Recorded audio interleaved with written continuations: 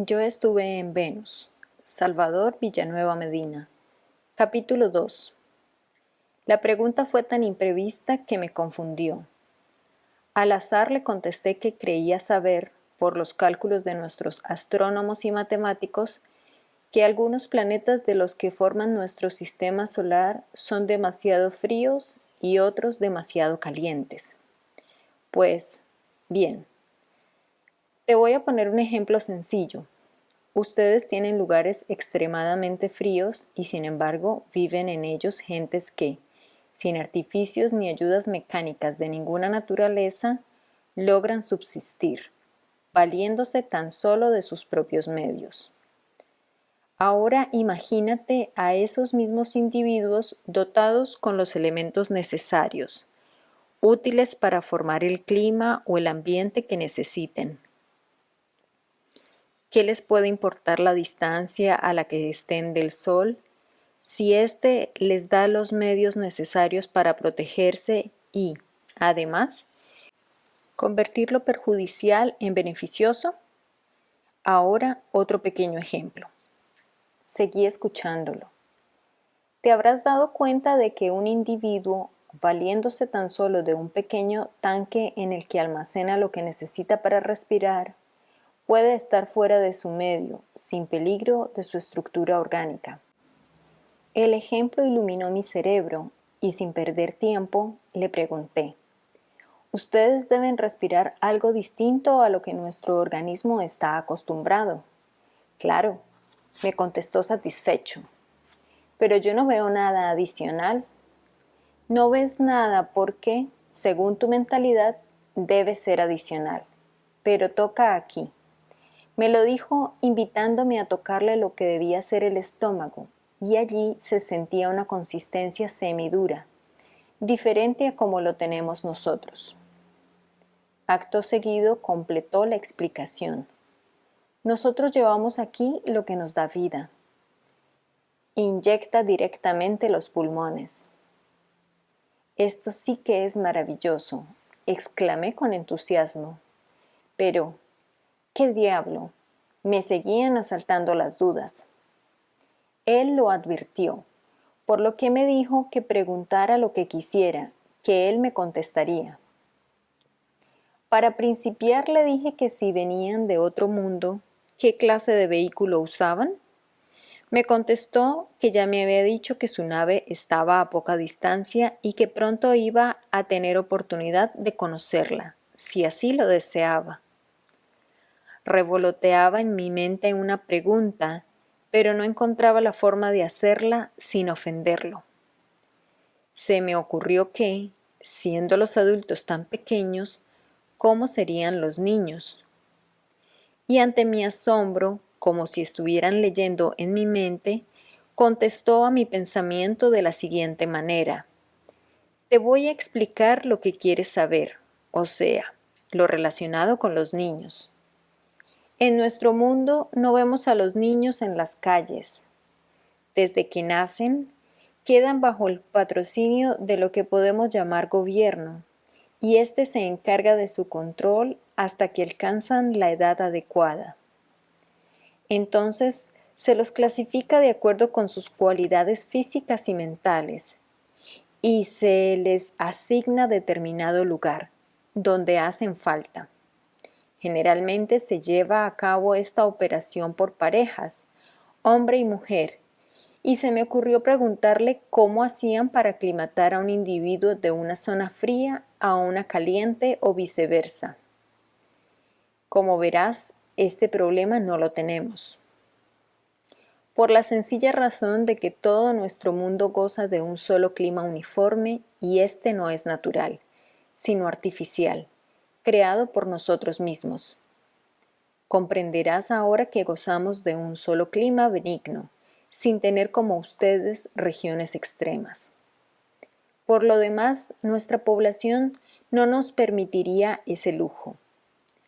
Aquello, para mí, ya iba en vías de un total convencimiento. Todo me parecía favorable a lo que él aseguraba y ya me empezaba a parecer lógico. De nuevo mi mente dio cabida a otra pregunta. estaba relacionada con su único mar, y no acababa de formarla cuando él cortó el pensamiento. Ya te dije que tenemos un mar, y éste contiene tanto líquido como todos los vuestros juntos. De él sacamos todos los materiales, los que usamos para construir nuestros edificios, para confeccionar nuestra ropa, para fabricar nuestros vehículos y un 60 o más del porcentaje de nuestra alimentación. Prosiguió. Nuestros barcos actuales no son como ustedes los conciben y construyen. Los nuestros lo mismo están en el aire que en el agua o en algún otro lugar sin peligro de ninguna especie. En dicho mar tienen asiento, y a grandes profundidades, descomunales fábricas con sistemas diferentes a los que ustedes usan. Estos sistemas atraen a los pobladores del mar. Allí son seleccionados y aprovechados científicamente. Ante mi asombro, añadió, como comprenderás, en nuestro mar no se producen perturbaciones de ninguna especie, pues lo tenemos para nuestro servicio y bajo nuestro control, y por lo tanto quedan eliminadas esas contingencias. Aquello ya se había convertido para mí en una incesante preocupación. Ansiaba saber más acerca de aquellas gentes.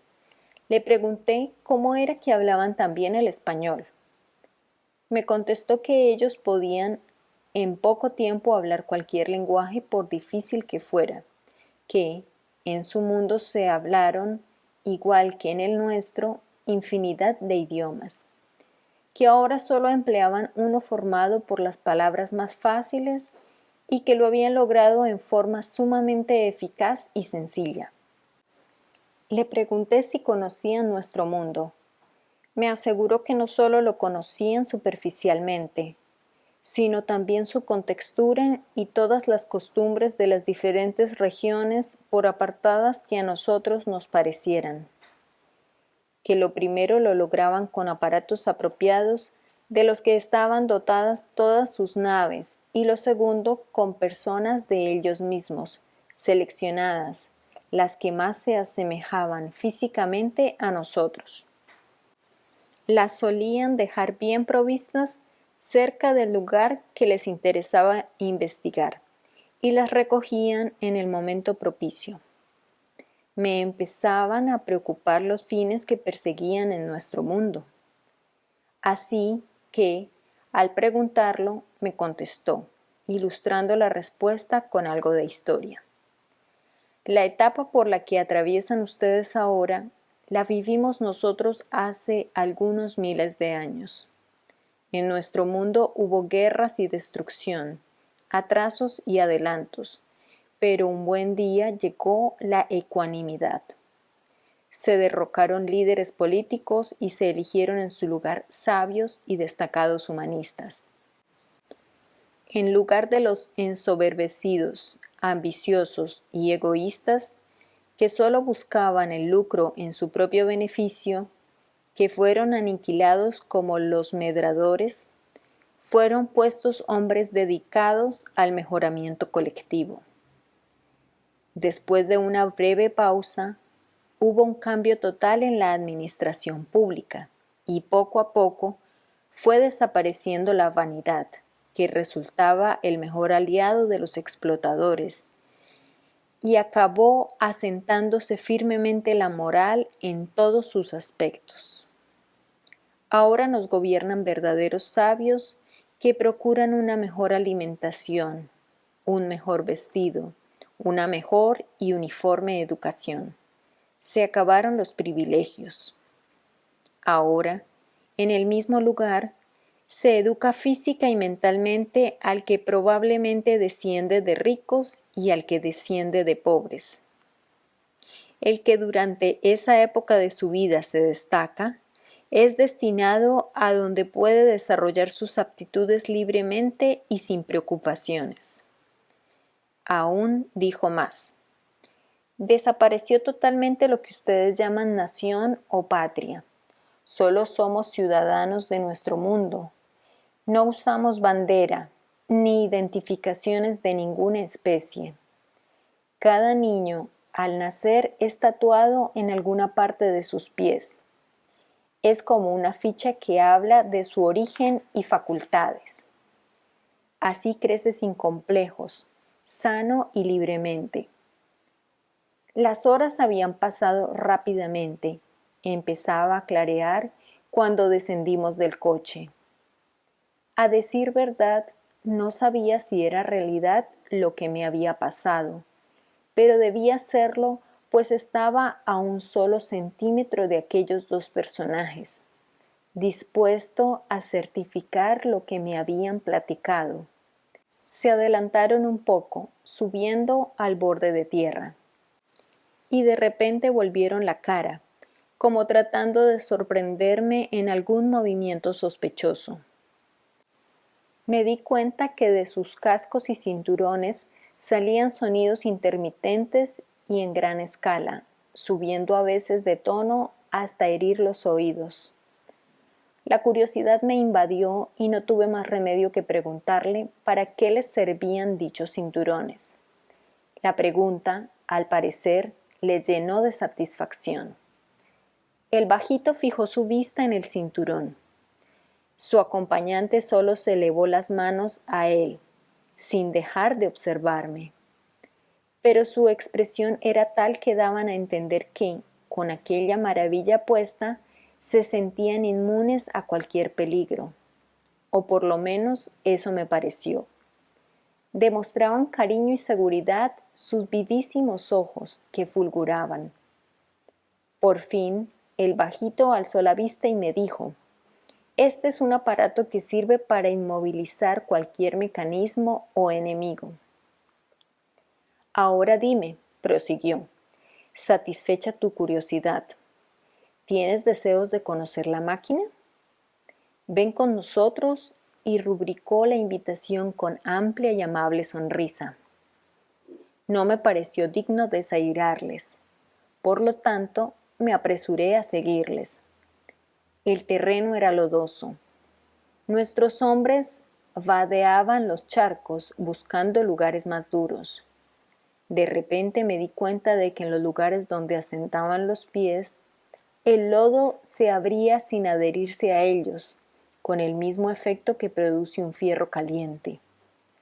Vi mis zapatos, los llevaba totalmente cubiertos de lodo, alcanzando a mancharme las piernas del pantalón.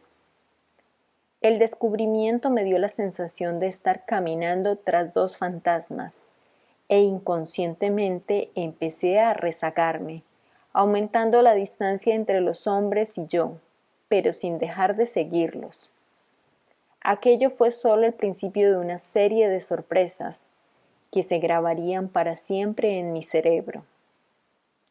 Algunos metros más adelante, sorpresivamente, tuve ante mi vista la majestuosa nave de que me habían hablado.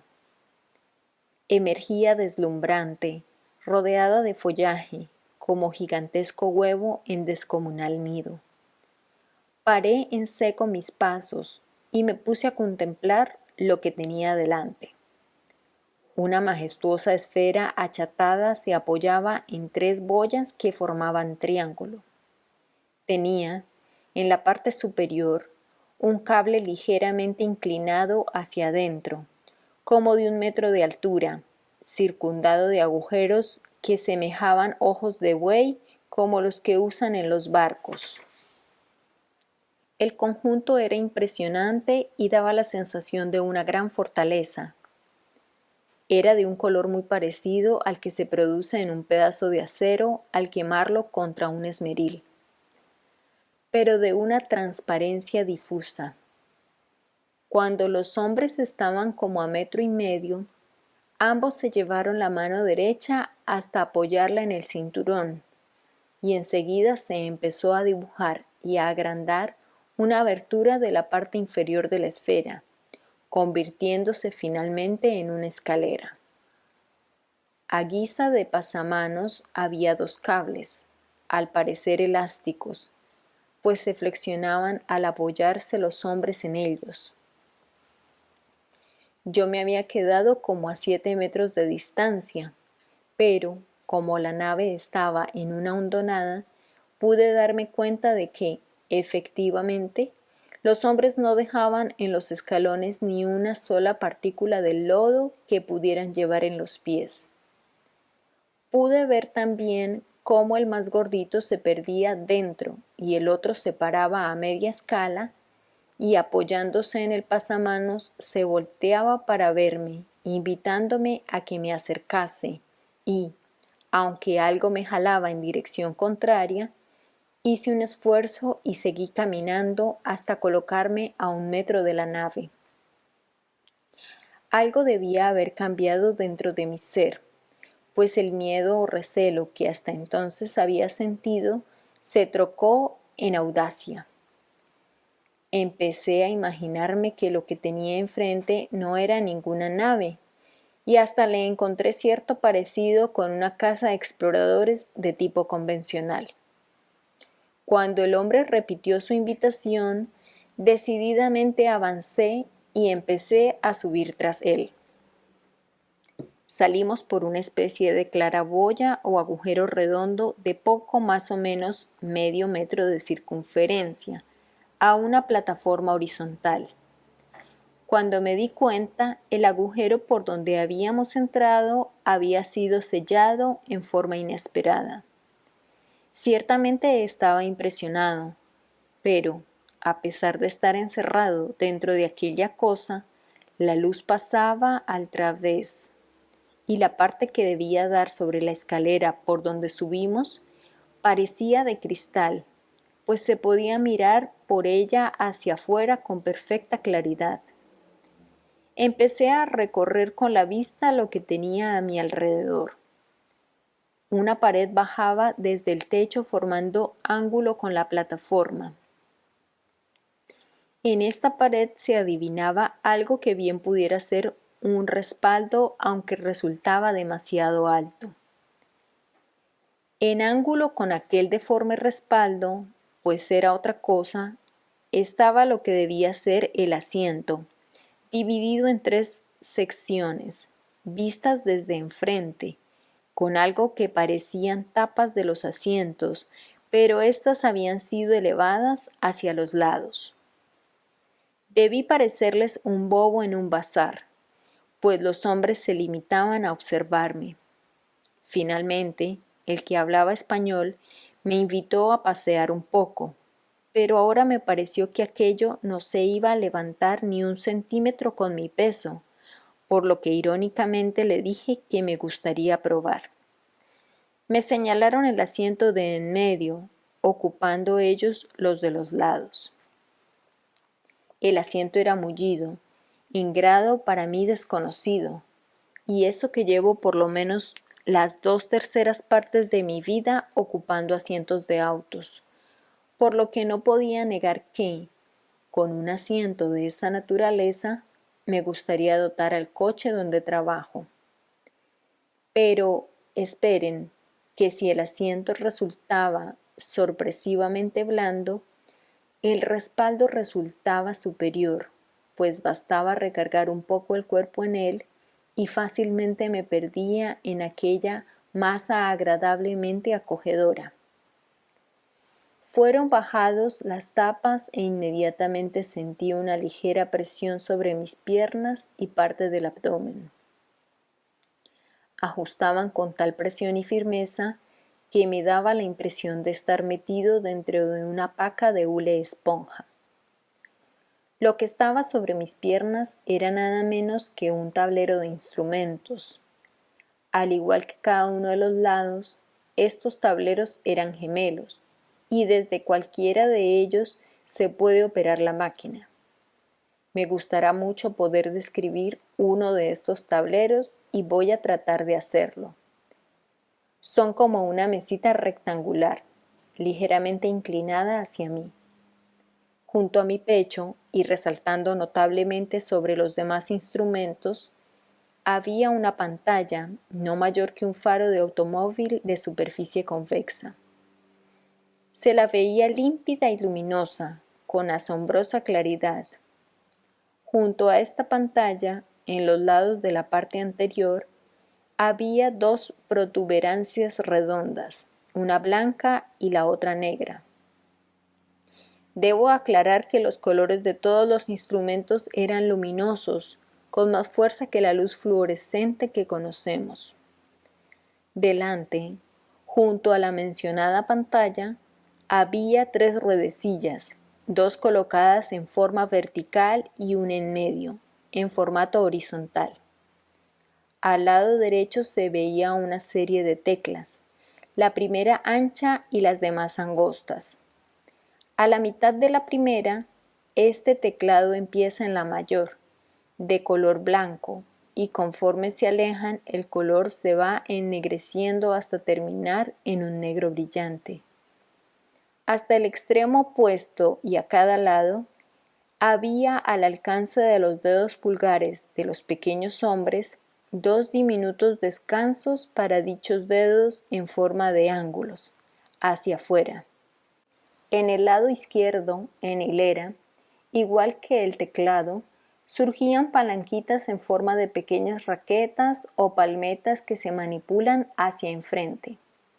Finalmente, delante de la pantalla y aproximadamente al centro del tablero, había 4 piezas en forma de media luna, teniendo la parte inferior circular y la superior plana. Basculaba por el centro, por lo que se advierten en cada una de ellas solo 2 movimientos. Estas piezas forman una cruz. Se complementan dichos tableros con un cilindro colocado en el extremo posterior. Dentro de dicho cilindro se mueven 5 secciones a diferentes velocidades, teniendo las lecturas en forma diagonal. Convierte el color conforme gira, yendo del blanco al negro. Así era poco más o menos el tablero. En él se reproducen los movimientos de la máquina a voluntad del tripulante. Observando todo esto, no me di cuenta cuándo empezamos a subir. El ascenso fue suave, lento y en forma vertical.